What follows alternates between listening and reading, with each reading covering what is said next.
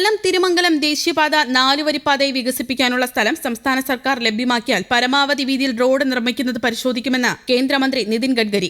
ദേശീയപാതയുടെ ഭാഗമായ ചിന്നക്കട ഇടമൺ പാത പരമാവധി വീതിയിൽ വികസിപ്പിക്കണമെന്നാവശ്യപ്പെട്ട് ന്യൂഡൽഹിയിൽ മന്ത്രിയുമായി ചർച്ച നടത്തിയ ശേഷമാണ് NK പ്രേമചന്ദ്രൻ MP ഇക്കാര്യം അറിയിച്ചത്. ചിന്നക്കട ഇടമൺ ദേശീയപാത വികസിപ്പിക്കുന്നതിനുള്ള പദ്ധതിക്ക് ദേശീയപാത അതോറിറ്റി ഒരിക്കൽ തത്വത്തിൽ അംഗീകാരം നൽകിയതാണെന്നും വീതി കൂട്ടാൻ ആവശ്യമായ സ്ഥലം ലഭ്യമല്ലാത്തതിനാൽ പദ്ധതി ഉപേക്ഷിക്കുകയായിരുന്നെന്നും മന്ത്രി പറഞ്ഞു. കടമ്പാട്ടുകോണത്ത് നിന്ന് ഇടമണിലേക്കുള്ള പുതിയ ഗ്രീൻഫീൽഡ് ഹൈവേ നിലവിലെ ചിന്നക്കട ഇടമൺ ഹൈവേക്ക് പകരമാകില്ല. ഹൈവേ ആരംഭിക്കുന്ന ചിന്നക്കടയിൽ നിന്ന് 26 കിലോമീറ്റർ അകലെയാണ് പുതിയ ഗ്രീൻഫീൽഡ് ഹൈവേ ആരംഭിക്കുന്നത്. കുണ്ടറ, കൊട്ടാരക്കര തുടങ്ങി നഗര സമാനമായി വികസിച്ച പ്രദേശങ്ങളിൽ കൂടിയുള്ള പാത പരമാവധി വീതിയിൽ വികസിപ്പിക്കേണ്ടതാണ്. റോഡിന്റെ ഇരുവശവുമുള്ള പ്രദേശങ്ങൾ ജനസാന്ദ്രമാണ്. ദേശീയപാതയുടെ വികസനം നടക്കാത്തതിനാൽ യാത്രക്കാർക്കും ചരക്കു നീക്കത്തിനും വളരെയേറെ ബുദ്ധിമുട്ട് അനുഭവിക്കുന്നു. ഇതിനാൽ എത്രയും വേഗം പാത വികസനം സാധ്യമാക്കണമെന്ന് MP ആവശ്യപ്പെട്ടു. അതേസമയം ദേശീയപാതകളുടെ തകർച്ചയുമായി ബന്ധപ്പെട്ട സംഭവങ്ങളെ തുടർന്ന് കേന്ദ്ര റോഡ് ഗതാഗത മന്ത്രാലയത്തിലെ 11 ഉദ്യോഗസ്ഥരെ സർവീസിൽ നിന്ന് പുറത്താക്കി. 2025-26 വർഷങ്ങളിൽ നിർമ്മിച്ച ദേശീയപാതകളുടെ തകർച്ച, ഘടനാപരമായ പ്രശ്നങ്ങൾ എന്നിവയുമായി ബന്ധപ്പെട്ടാണ് നടപടി.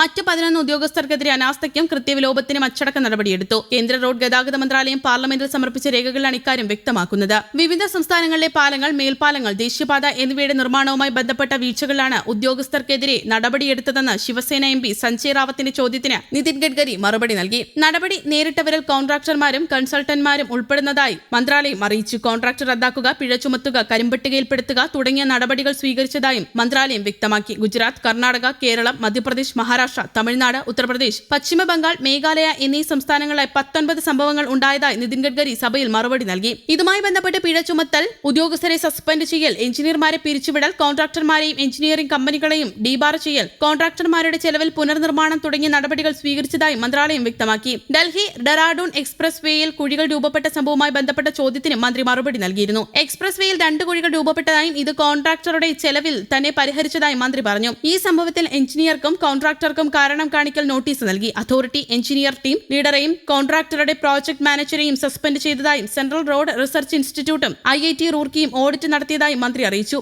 അതേസമയം കരിപ്പൂർ വിമാനത്താവളത്തിലേക്ക് ആകാശപാത വരുന്നുവെന്ന വാർത്തകളും പുറത്തുവന്നിരുന്നു. പാലക്കാട്, കോഴിക്കോട് 6 വരി ദേശീയപാതയിൽ നിന്നാണ് പാത കണക്ട് ചെയ്യുക എന്ന റിപ്പോർട്ടുകളും പുറത്തുവന്നു. വിമാനത്താവളത്തിലേക്കുള്ള നിർദ്ദിഷ്ട 4 വരി പാതയുടെ സ്ഥലമെടുപ്പ് അനിശ്ചിതമായി നീളുകയാണ്. പദ്ധതിയിൽ അധിക സാമ്പത്തിക ബാധ്യത വരുന്നതുമൊക്കെ പരിഗണിച്ച് കേന്ദ്ര ഉപരിതല ഗതാഗത മന്ത്രി നിതിൻ ഗഡ്കരിയാണ് എലിവേറ്റഡ് ഹൈവേ നിർദ്ദേശം മുന്നോട്ട് വച്ചത്. എലിവേറ്റഡ് ഹൈവേ ആകുമ്പോൾ സ്ഥലമെടുപ്പ് വേണ്ടിവരില്ല. രാമനാട്ടുകരയിലും കൊളത്തൂരിലും മാത്രമേ പ്രവേശന മാർഗമുണ്ടാവാൻ സാധ്യതയുള്ളൂ. അതുകൊണ്ട് വിമാനത്താവളത്തിലേക്കുള്ള യാത്രക്കാർക്ക് 15 മിനിറ്റ് കൊണ്ട് രാമനാട്ടുകരയിൽ നിന്ന് എയർപോർട്ടിലെത്താൻ കഴിയും. മറ്റു വാഹനങ്ങൾക്ക് നിലവിലുള്ള റോഡിലൂടെ തന്നെ പോകാം. ബസ്സുകളല്ലാത്ത ദീർഘദൂര യാത്രകൾക്കും ഉപയോഗപ്പെടുത്താം. എലിവേറ്റഡ് ഹൈവേ ഏതു രീതിയിലാണെന്ന ദേശീയപാത അതോറിറ്റിയുടെ സാധ്യതാ പഠനത്തിന് ശേഷമാണ് തീരുമാനിക്കുക. ഇതിനുശേഷമാണ് അലൈൻമെന്റ് നിശ്ചയിച്ച് DPR തയ്യാറാക്കുക. പദ്ധതി യാഥാർത്ഥ്യമായാൽ കേരളത്തിൽ ഒരു വിമാനത്താവളത്തിലേക്കുള്ള ആദ്യ ആകാശപാതയായിരിക്കും ഇത്. രാമനാട്ടുകര മുതൽ വിമാനത്താവളത്തിനടുത്ത് കൊളത്തൂർ വരെ 4 വരി പാതയ്ക്ക് വേണ്ടി DPR തയ്യാറാക്കുന്നതിന് ദേശീയപാത അതോറിറ്റി പഠനം തുടങ്ങിയിട്ടുണ്ട്.